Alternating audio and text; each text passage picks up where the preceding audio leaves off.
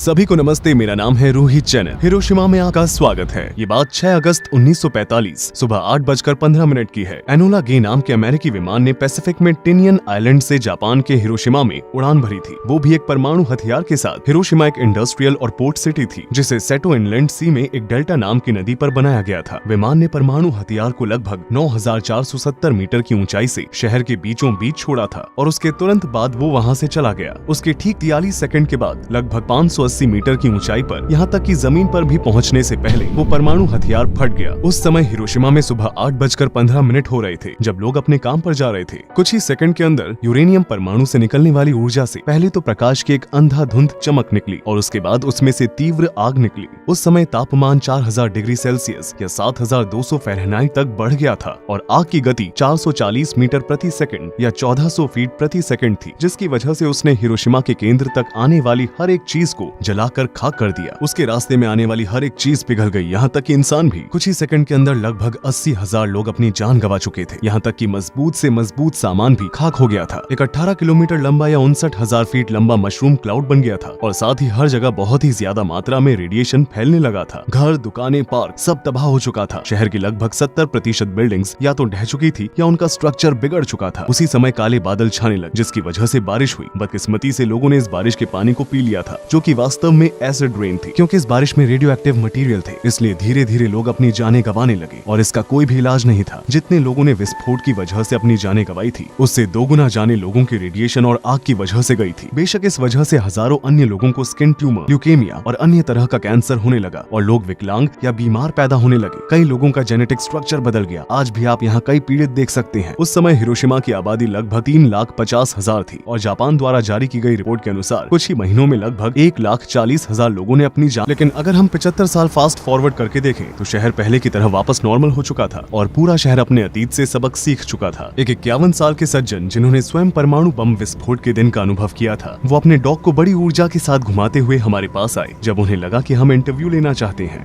I was born here. You can see the tram over there. Just the downside of the river, the mountain, have some military barracks. We have a military hospital. हाँ। So he was a military doctor. At the day of atomic bomb drop, he wanted to go to the hospital. At the time of waiting for tram, he wanted to smoke. And just later the cigarette and tram came in. Cigarette is at that time so precious, so important. High price. He would like to let it off. Okay, I'll let. So the laziness of my father or cigarette helped my father's life and also me. My mother, she is a lieutenant. 8 in the morning in the summertime.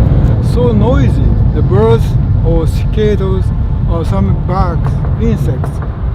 But at the time of atomic bomb drop, and even the insect, even the birds know something. All silence comes here. She felt something wrong because nobody so noisy. Hot humidity day in the morning, no birds singing, no insects calling. अच्छा। So she felt something wrong. Then house is blown out. I was living here. I know what's happening. अमेरिकियों के बारे में आपकी क्या राय है?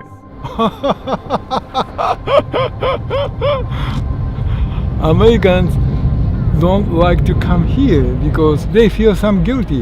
But we haven't said American is bad. हाँ। We didn't say that. समय बदल गया है। Half is our fault. One thing is sure is my father and mother doesn't blame any Americans. वे युद्ध को दोष देते हैं। Us. हाँ। So this is the reason I speak English. When the American army come here, English education is obligation. We have to learn. But when I was 9 years old, my mother insisted me to go to the cram school. So I said, Mom, I don't know what they're talking. I cannot speak even Japanese well. But my mother insists me speak English. हाँ। Tears dropped her eyes and said, "Oh my poor boy, you know we lost the war. If you cannot speak you want to be another loser? You want to lose again? हाँ So this is the reason I speak English. Sir, आप अच्छी अंग्रेजी बोलते हैं। No, no for that. Sir, आपकी उम्र कितनी है? I was 91 or 92. I talk too much? नहीं Okay, just wait a minute. Could you fall? This is my name card. My name is Asai. आपसे मिलकर अच्छा लगा। This is my dog. Wow.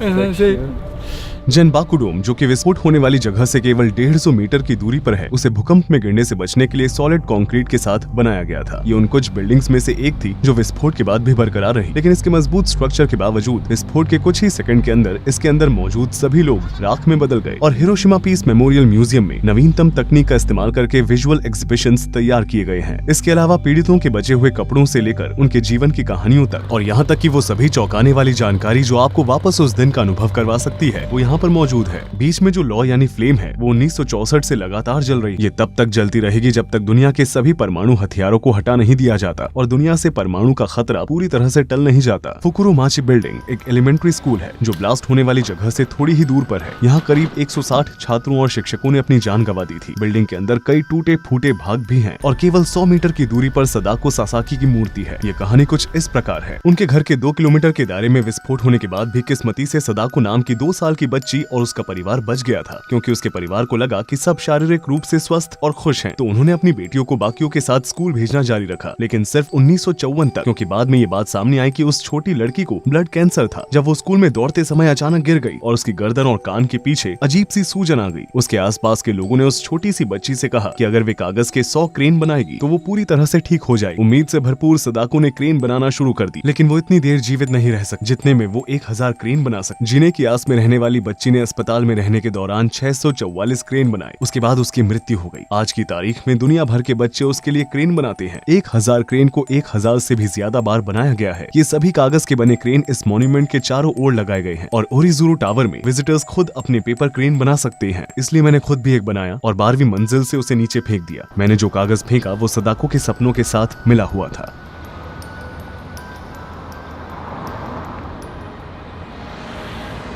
जापानी लोग अमेरिकियों से नफरत नहीं करते हैं। वे विश्व शांति के बारे में शिक्षा देना महत्वपूर्ण मानते हैं। स्कूलों में टीचर और टेक्स्ट बुक्स अमेरिकियों को दोष नहीं देते हैं, बल्कि युद्ध को दोष देते हैं। उनका ये मानना है कि यही आगे बढ़ने की चाबी है। होंडोरी शॉपिंग स्ट्रीट शहर के बीचों बीच है। ये खरीदारी करने और शाम के समय टहलने के लिए शहर की सबसे व्यस्त रहने वाली जगह है। हम देख सकते हैं कि आज की तारीख में हिरोशिमा क्या बन चुका है। जहाँ परमाणु विस्फोट हुआ था, वो जगह अब एक बहुत ही सुंदर पार्क में बदल गई है। आज ये शहर एक राजधानी है जिसकी आबादी 1.2 मिलियन है। ये एक मुख्य पोर्ट, इंडस्ट्री और टूरिज्म सिटी में बहुत तेजी से विकसित हो रहा है। अतीत से अपना सबक सीखते हुए ये कभी भी अतीत में नहीं रहता और केवल भविष्य पर ध्यान देता है। उन्होंने मुझे एक ओरिगामी बर्ड दी। अमेरिका ने जब हिरोशिमा पर एक परमाणु बम गिराया था, उसके ठीक 3 दिन बाद उसने नागासाकी पर भी बम गिराया था। ये बात 75 साल पुरानी है, जब दूसरे विश्व युद्ध के दौरान इन्हें गिराया गया था। अब वे और भी ज्यादा शक्तिशाली बन चुके हैं। तो परमाणु बम हिरोशिमा पर गिराया गया था, उसने 15 किलोटन का विस्फोट किया था। 15,000 TNT थे। अगर यही परमाणु बम न्यूयॉर्क के सिटी सेंटर में फटा होता तो आपको कुछ ऐसा देखने को मिलता। विस्फोट से प्रभावित क्षेत्र का रेडियस लगभग 1.5 किलोमीटर होता। येलो सर्कल आग के गोले के रेडियस को दर्शाता है जो विस्फोट के कारण हुआ था। रेड सर्कल के अंदर जितने भी लोग होते उन सभी को अपनी जानें गंवानी पड़ती और कंक्रीट से बनाई गई सभी बिल्डिंग्स या तो ढह जाती या उनका स्ट्रक्चर बिगड़ जाता। आपको जो ब्लैक सर्कल दिखाई दे रहा है, वहाँ पर बनी हर एक बिल्डिंग पूरी तरह से तबाह हो जाती और कई लोगों के घायल होने के साथ साथ कईयों को अपनी जानें भी गंवानी पड़ती। ऑरेंज सर्कल वो एरिया दर्शाता है जहाँ 3rd डिग्री रेडिएशन बर्न होता। लेकिन इस विस्फोट की विनाशकारी शक्ति B-83 के सामने कुछ भी नहीं है। आज की तारीख में B-83 अमेरिकी इन्वेंट्री में मौजूद सबसे ज्यादा शक्तिशाली थर्मोन्यूक्लियर हथियार है। 70 के दशक में बनाया गया B-83 1200 किलोटन का विस्फोट करता, जो कि हिरोशिमा पर हुए विस्फोट से 80 गुना ज्यादा है। ये 1.2 मिलियन टन TNT की पावर जितना है। अगर इसे न्यूयॉर्क में गिराया गया होता तो विस्फोट से प्रभावित क्षेत्र का दायरा 11 किलोमीटर से भी अधिक होता। 1954 में ऑपरेशन कैसल ब्रावो नाम से अमेरिका द्वारा टेस्ट किया गया अब तक का सबसे बड़ा परमाणु हथियार है। इसने 15,000 किलोटन का विस्फोट किया। यानी हिरोशिमा में हुए विस्फोट की तुलना में 1000 गुना से भी ज्यादा।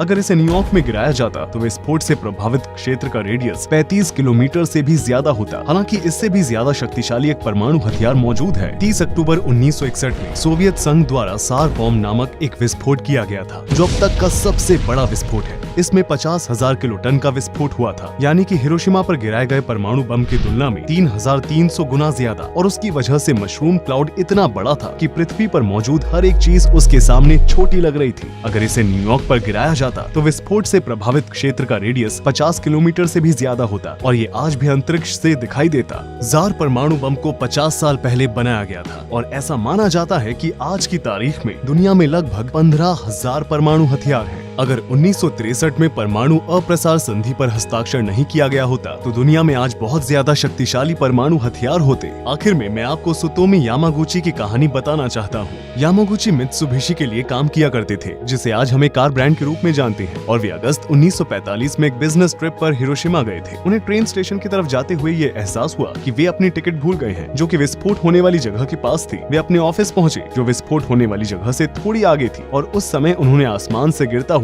पहला परमाणु हथियार देखा। अचानक विस्फोट होने की वजह से उनके कान के पर्दे फट गए, वे अस्थायी रूप से अंधे हो गए और बाईं तरफ से उनका शरीर गंभीर रूप से जल गया था, लेकिन वे फिर भी जीवित थे। उन्होंने बंकर में रात बिताई, लेकिन उनके घावों का ध्यान रखने वाला कोई भी नहीं था। अगले ही दिन वे जैसे तैसे करके स्टेशन पहुंचे। उन्होंने हिरोशिमा छोड़ा और वापस अपने शहर लौट आए। वे आखिरकार अपने घर पर अपने घावों का इलाज करवा पाए। गंभीर रूप से घायल होने के बावजूद उन्होंने 2 दिन बाद मित्सुबिशी को सूचित किया कि वे हिरोशिमा की अपनी बिजनेस ट्रिप से वापस आ चुके हैं और अब ये काम कर सकते हैं। इतना सब कुछ होने के बाद भी वे काम पर गए। इससे पता चलता है कि जापानी लोग अपने काम के प्रति कितने समर्पित हैं। आप शायद यामागुची को भाग्यशाली समझ सकते हैं कि वे हिरोशिमा में हुए परमाणु विस्फोट से बच गए, लेकिन अपने घर नागासाकी में लौटने के लिए उनकी किस्मत खराब थी। जब वे काम पर अपने मैनेजर को हिरोशिमा में हुए अपने अनुभव के बारे में बता रहे थे, उसी समय नागासाकी में दूसरा परमाणु बम गिराया गया। एक बार फिर उन्होंने बहुत बड़ा धमाका होते हुए देखा, जिसमें से वे बच निकले और फिर से काम पर आने लगे। जापान में शूट किया गया मेरा पहला वीडियो देखने के लिए धन्यवाद। इस शानदार देश के आगे 2 और वीडियो भी आने वाले हैं। मैंने पाकिस्तान, याकुत्स्क और तंजानिया में वीडियो शूट किए हैं। रोहित चैनल यहाँ पर था।